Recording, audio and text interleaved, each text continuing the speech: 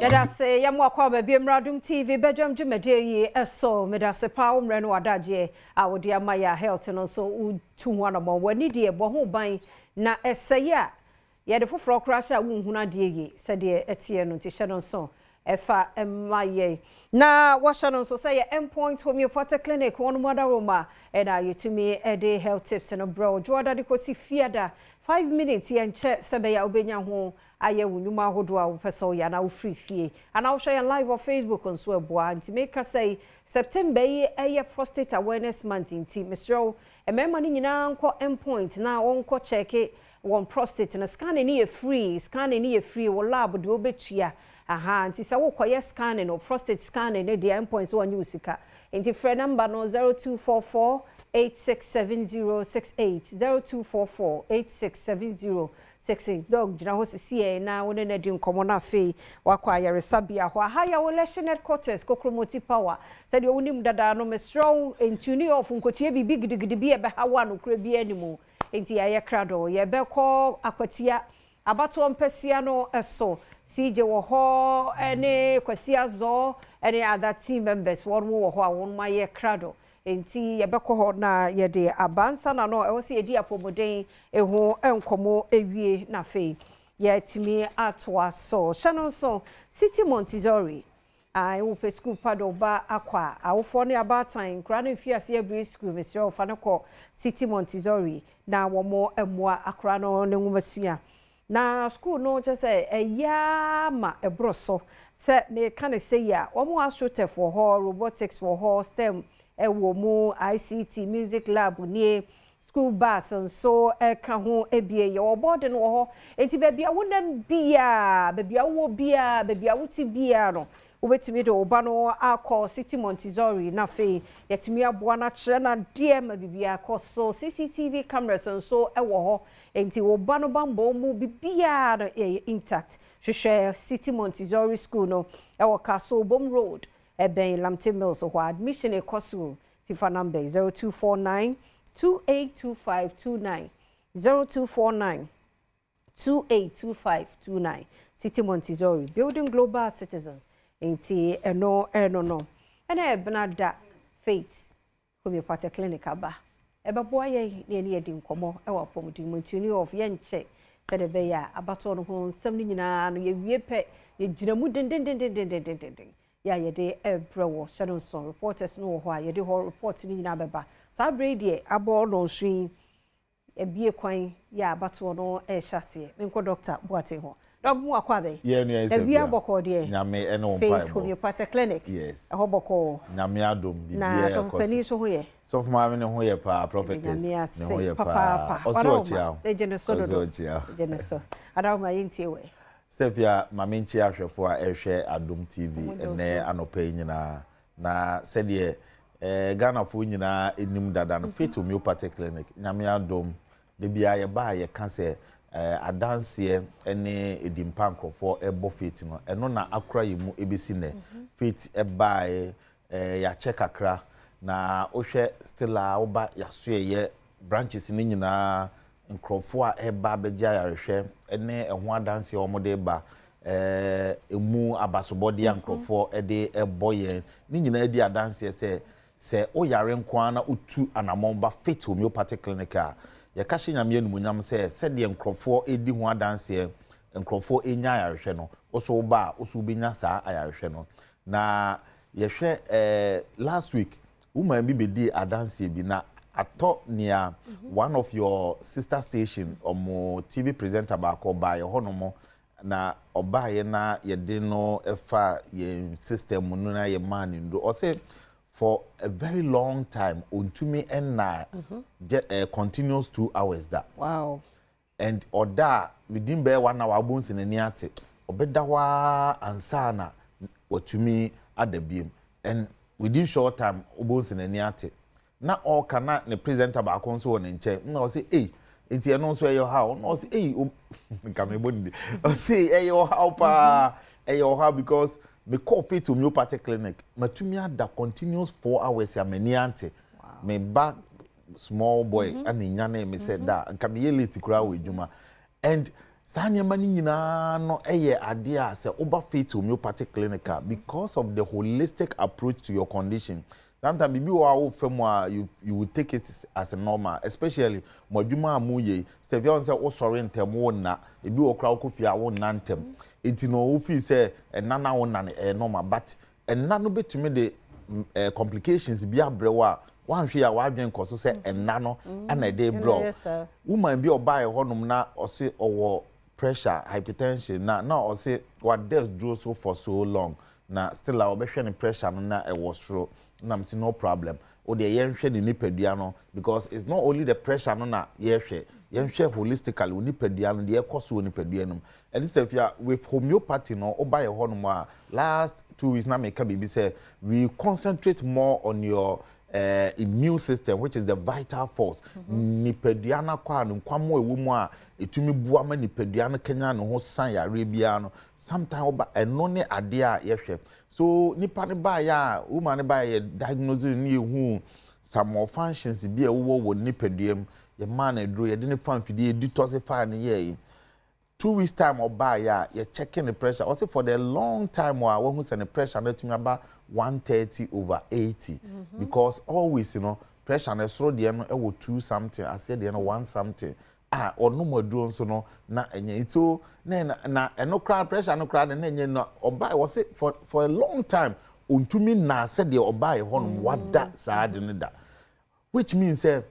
insomnia na say enna ye na no emma ye so many complications obi wo a okọ conditions bim na ebia onu munno by condition no still no kwa na ekosoro ebia eye saa nyema nkitinkiti ya ye ka ho asem enna ebia untumi nya enna yie ebia wadidie mu sede wadidie nkoyie ni nyina ka ho na e contribute to saa o condition na ekono na yehwe insomnia ya enna ye na this afia one etumi the complication bi but say hypertension ye ka ho asem because enda no o da no e was a time I was a wodano e ma nipadua ni nyina no e rest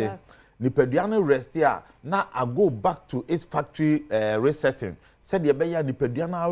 rejuvenating no ho na atumi aye adwuma said ye e was eye no but enwumre na e was adwen no ho ho me kakra na ye you know bo sa adwen na ye adwuma more because untumi na o dwene more then it will signal your heart and say e was say o man more blood into bones akoma no be force say e pompi moja dodo so there will be pressure exerted in your blood vessels into bones na o pressure no e kosoro it is sometimes we be hospital bones say e be hwe pressure yes utumi da yi because and na ye one of the key thing say want to me ana e betumi ama o pressure akosoro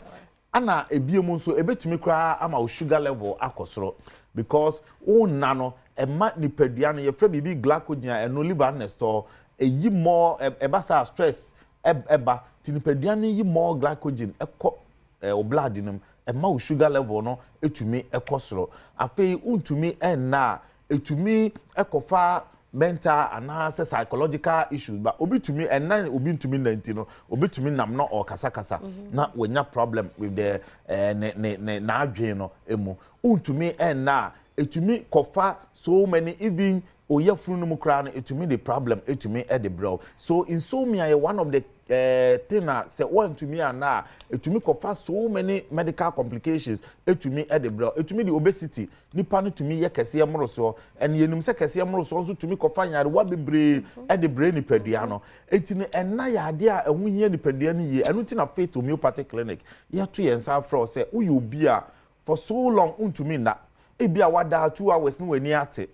bomodia se obeba Faith Homeopathic Clinic men kototo ebia sleeping tablet bi ana se aduro bi na enom ubon se aduro ni ye adwuma wie pe afei na ena no asan ateko meaning say the cause of the insomnia no you have not identify it enu nti na onum aduro na aduro ni ye adwuma wie a na ena no ensan emabiem no bomodia se obetu anamo aba Faith Homeopathic Clinic because ena won to me na no there are so many causes obi dey say dem kind of stress ebia anxiety depression any ade ana ama wontumi na oba Faith ya ye wo nkrofo wa na doctor fo wa ebetumi ama wafutu ahodo a ebeboa ama saa nneema ni nyina na akofom ama enana atumi aba afi obi wo okra medical condition yare bi abanipadua ni mu a eno nso ekoso ema wontumi enna obi wo okra drug bi ana eduro bi a woda so a wonom eno kra nso ebetumi ede enano a wontumi nano atumi ede aba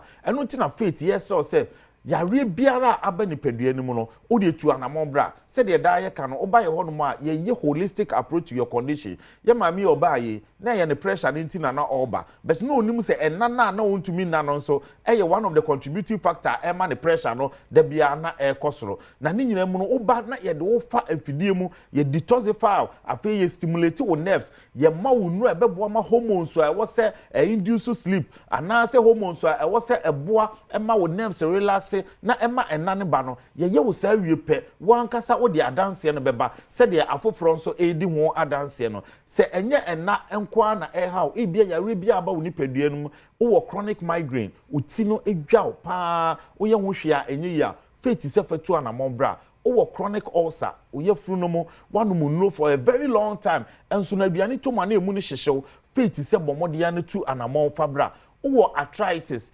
dompemu yare de bia na usisi ana ukotodwe no emu ye wo ya emu ne hyehyew obi wa ne kotodwe no ba akokra ho no chen ba ako faith se fabra yaso ye ho na yenye holistic approach to your condition yenhwe at the cropot ya aba nipadua ni mu a ede saa ohaw no eba obi a owo problem with the eye wo hwa ade a wo hu ne yie wani so no eye okusu wo hwa ade a afei na wani so no hyehyew faith se bomodia se obetu ho anamon se utu anamon kwa de banko ada ye kahye nyame anumonyam se de enkrofo di ho adanse a enne obo faith hu dawuro no oso no obenya adansedie ni nyina ne se obetu gidie anamon na waba yaso ye biara ebewo Ghana hanomo ye wo branches ewo baabi bebre oba Accra hanomo a ye wo so tuom eye Antieku Junction ana Abuya Junction ofi Santa Maria eko so tumu a ode wusi wo Abuya Junction a obo se Faith Homeopathic Clinic ye signboard esi junction so a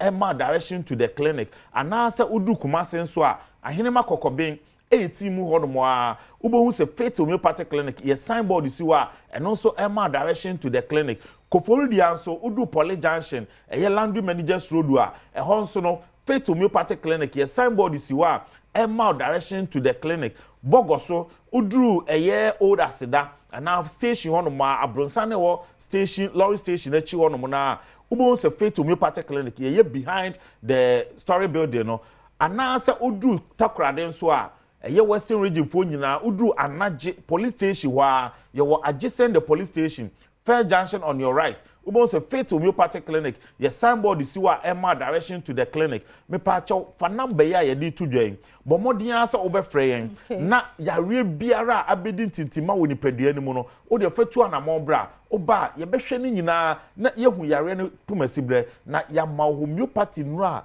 eni sunsanso boni bia ebeboa ama ni padua na ankasa enya na ho oden. Number no eye 0540 710 940